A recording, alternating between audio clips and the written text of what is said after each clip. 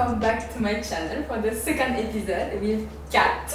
Hey. Our lovely Kat. She's Hey. in Ho Chi Minh, living here since 1 year, and she's gonna leave soon.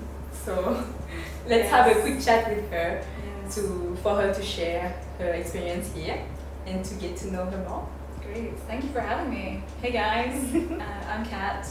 I'm originally from Scotland, but yeah, like you said, I've been living in Ho Chi Minh City for 1 year. And I'm very excited to be here. Thanks for wanting to talk to me. Thank you for your time, I Kat. love talking. Hope you don't get bored. She's a great public speaker.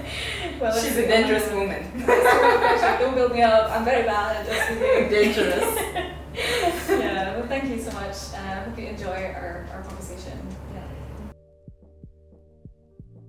For how long have you been in Vietnam? I've been in Vietnam for just over 1 year now. Yeah. So why did you decide to come here?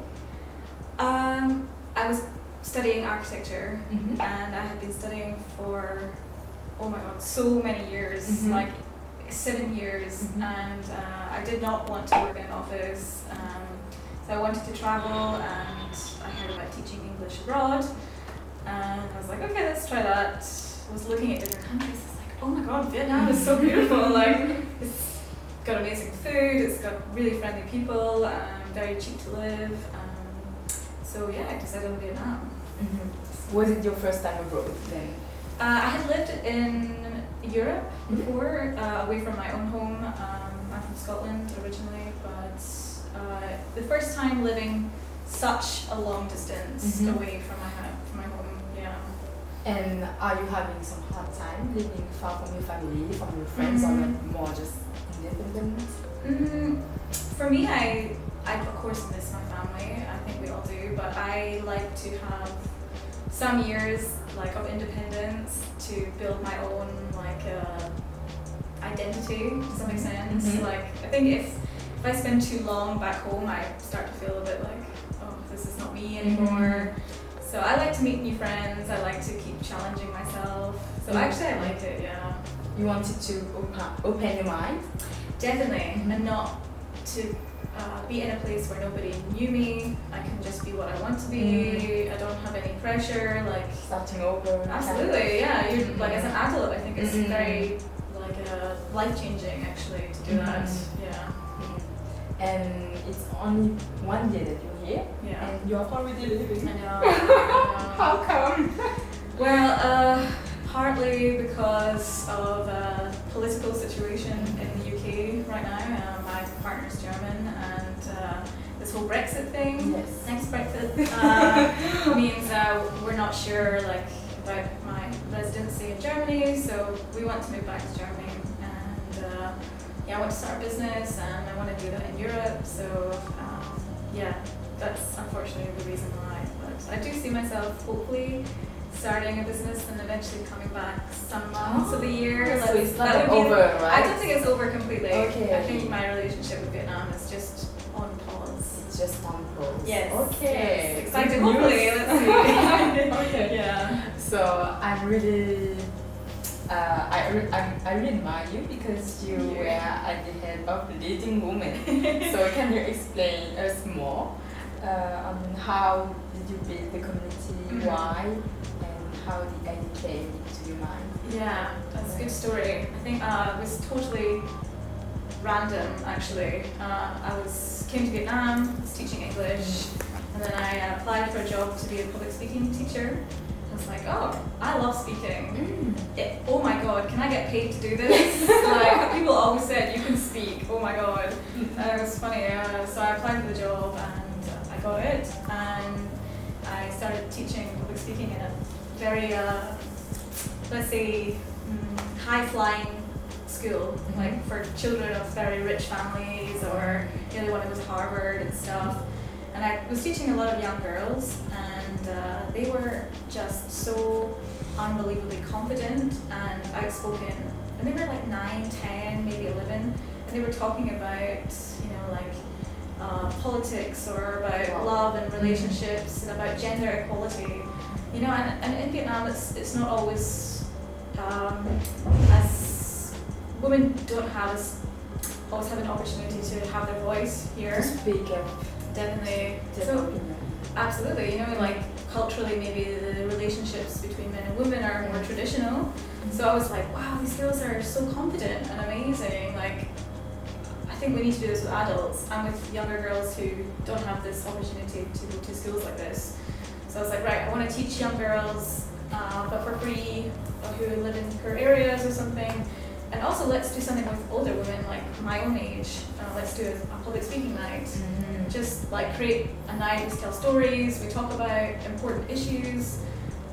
So I made a post on FEXPATS, like the most amazing Facebook group. Yes. If you ever come to Saigon, you have to join female expats and locals. It is the most amazing group. This is a must. Yes, No absolutely. judgment free. Like, Exactly. you can ask whatever, and you will have always positive. Yeah, so feedback. much help. Yeah. I just made a post on there, and it got so many replies. Like, and I thought it would mainly be expats.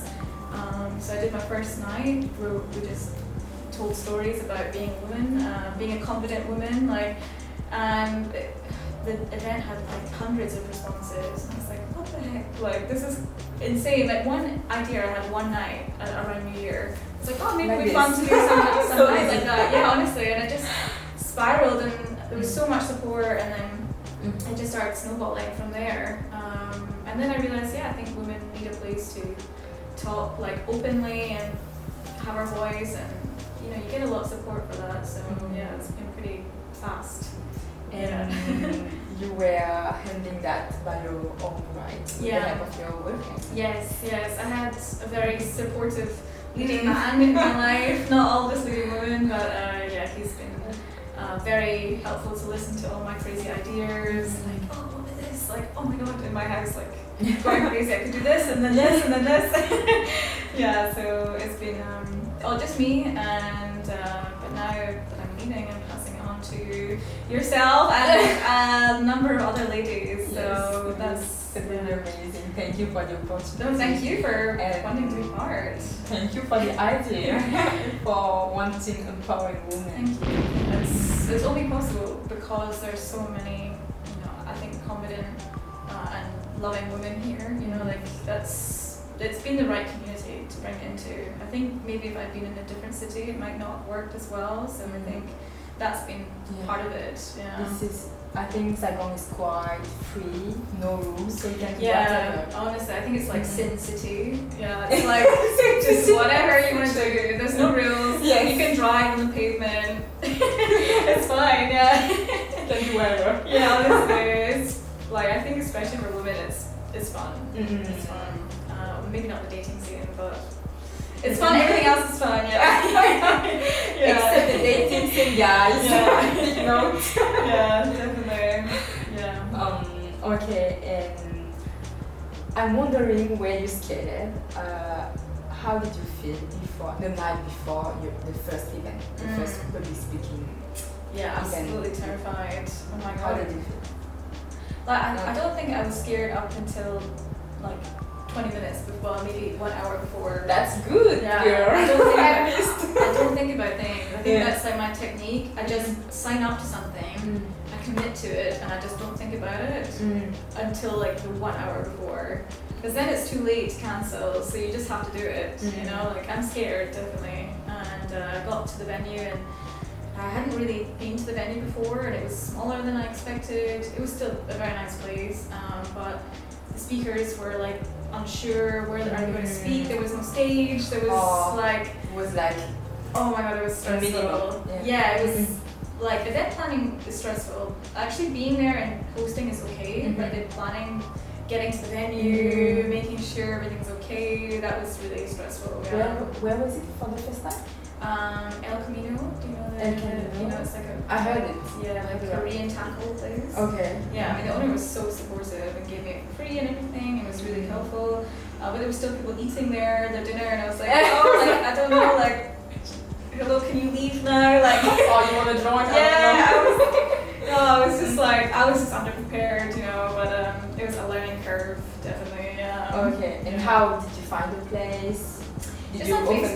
go No. there? Or No, I just like on Facebook, yeah. I know. Post it and Yeah, literally, you don't even have to leave your house here, seriously. You just post on Facebook and something happens in like Easy, 20 right? minutes. Yeah, yeah. No, honestly. Not even. No, sometimes 5 minutes. I swear to God. I 20 have, minutes. yeah. Vietnam, that's too slow, okay? Yeah, seriously. So yeah, that was the next place we found, also on Facebook, but it was just, we needed more capacity because we've seen that it was a bit more popular than I initially said I need a place for 20 people. So how many for the first event? Okay. Like maybe 50. Oh my god. Yeah. Maybe around there. And there was on Facebook like 200 people going. And I was like, oh my god, they can't all fit in there. Yeah. Yeah, Still. Exactly. It was better that way, definitely. But, yes. So the next place we found had a bigger place, and yeah, it was great. You know, we've been using it ever since. So I guess you are really at ease when speaking in front of a crowd. I can see you, but maybe also you evolve a lot in a good way. But how was the first time? Were you shaking, or was it like okay for you and you just like oh my god? I think also that I was really like totally nervous, and I could feel it in my voice. I had prepared, like, written down what I want to say, and then I forgot everything. And I was quite stressed because, you know, I wanted to present myself also as like a public speaking teacher, and I was like, I've got to be really good at speaking tonight if I want to be a teacher of it, you know. And then it was not going well. And like, you know, I'd written really nice words, but for me, actually, when you're talking about something personal or emotional, actually, I find it easier to not write it down beforehand, because when you're reading from something, it seems unnatural, I think, for me. You get stressed. Yeah, exactly. You're like, oh, where the fuck am I? So the first part of the event was me shaking, and my speech was a bit confused. But once the speaker started going and I relaxed, it was going, you know, if people were listening, people were happy, then I relaxed. And since then, it's been easier. And I just try to not put any pressure, like, okay, it's fine, like, it's natural, it's unprofessional, like, that's kind of the authenticity of it. It's not like, it's not a TED Talk, you know, like, we're not all PhD holders and like, oh my god, I'm very rich and I'm very important. I think it's normal people, so that's sort of the style of it now, actually. It's just whatever, you know. And how did you feel like going to all the events? What were you feeling? At first, I remember walking home and so many people talking to me, like, when I was leaving, like, oh my god, that was a great event, like, it was really nice to meet you. And I was like walking home, like, it kind of in shock, like, wow, that went really well. I didn't feel anything. In my head, I was like, wow, Kat, that was great, oh my god, like, it's amazing. And I was like, my body was like, huh. And then the next day, as people were messaging and I was getting like really nice comments, and I was like, wow, this could actually really be something exciting. The next events were just unbelievable, really, that it was something that was possible.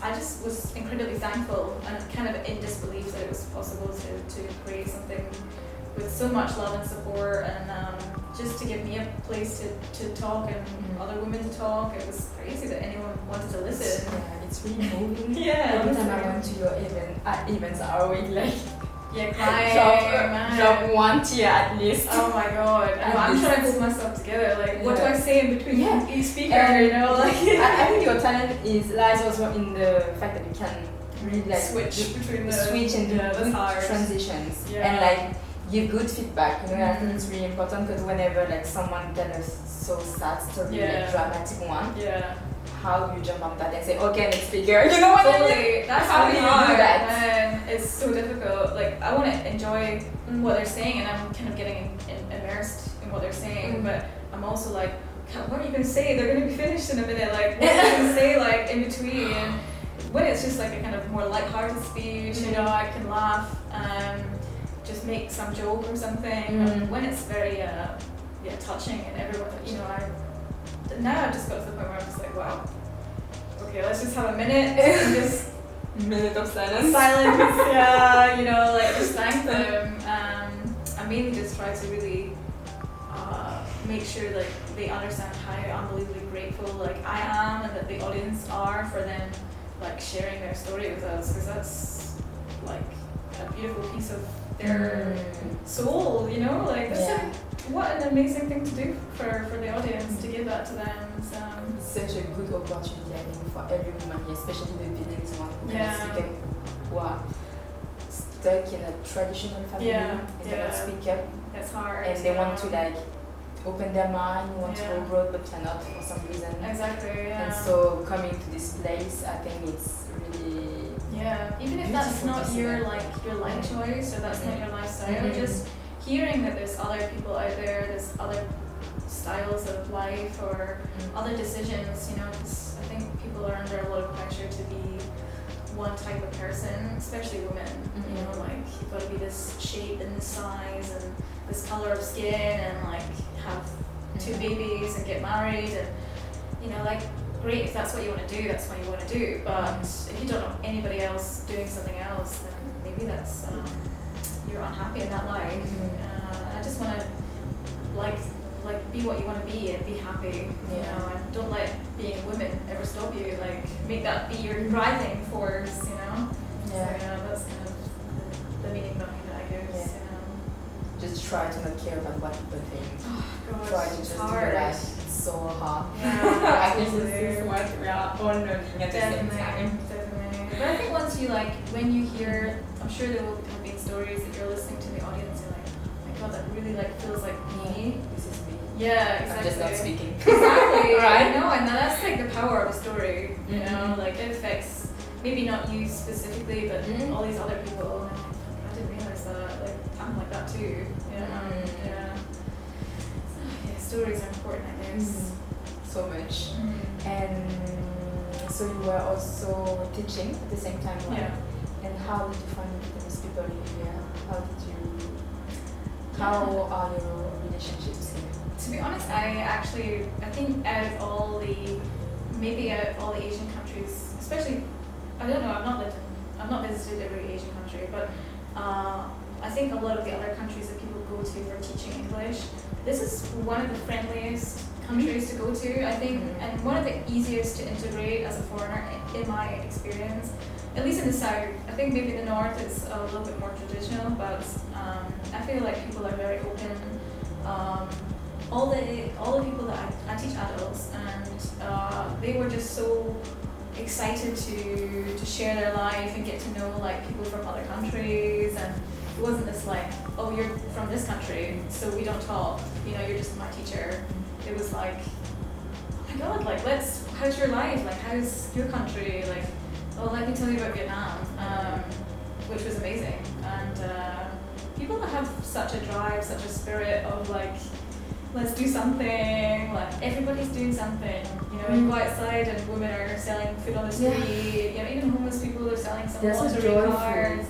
Totally, definitely. And I think if you like compare to some other, maybe more developed countries, like people seem a bit sadder there. Sadder, more stressed out. And more stress, more pressure, societal pressure, I feel. Yeah, the conventions. Yeah, and I'm sure that it does exist here as well, like it does for everybody, but I think people are just a bit more like, a bit freer somehow, a bit more relaxed. I love that, like I don't like rules as much, you know, I don't like people that are so like uptight and scared to express themselves, like just have fun, like, you know, like just, I love like sometimes I get a Grab, like, and the driver's just funny, you know, like we can't speak to each other, but he's just like making me laugh, and like we're just on the bike, like blah, blah, blah, like this is fun, you know. I love those moments. It's been good, definitely. Did lots of people ask you why are you married? If not, why are you not? To be honest, I have not had that. I don't think anybody's interested. I know, you know, I never. Plus, you are with adults, so they don't ask you. I know, maybe. I mean, I must be with like my boyfriend a lot, but actually, the only comments I've really had is like somehow older ladies, they love me. Like, you know, I hear some women complain like, oh, these guys are like being creepy with them. That never happens to me actually. Maybe I don't notice it, but that never happens. But only old ladies, they really fancy me. Like old ladies, they love me here. They're like, oh my god, you're so beautiful. And they're like, they spank me. Your what? Yeah. Oh, they like touch my bum. Is that a thing here? Like, what the fuck, man? Like, the part of your body. Try it on me, like, okay. So apparently I'm popular with old ladies, and then they love me. They just stare at me like, oh my god, like it's so sweet. Like I know it's just like my gran or something, but I hadn't really had this comment actually. Okay, nice. I know that's a big thing here, but yeah, it's weird that I haven't. Yeah, I think they're confused. Like you're the height of a child, but you look like an adult. What are you? Yeah, it's weird. Do you get that a lot? Yeah. A lot. Yeah. But maybe because I'm Vietnamese, I have a Asian appearance, so maybe they just it helps them to even ask that more. Yeah. So and those questions are not like weird to ask here. You know, like you go back to the West, like what age are you, or like. Yeah, everyone's like, oh hi. What's your salary? What do you do? Yeah, but I'm not Also, say that. Like, but yeah, sometimes. I'm old and I'm poor, okay, and I'm not married, okay. That's what you want to know, okay. Yeah, there we go. I've answered it for you. Yeah. I should just have like tattoo that on your arm. Like, no. I'm old. Vietnamese, I have no money. Okay, I'm poorly paid. And I'm unmarried. With business idea, like T-shirt, you know, where you write all the answers to the question that we already know. Exactly. Yeah.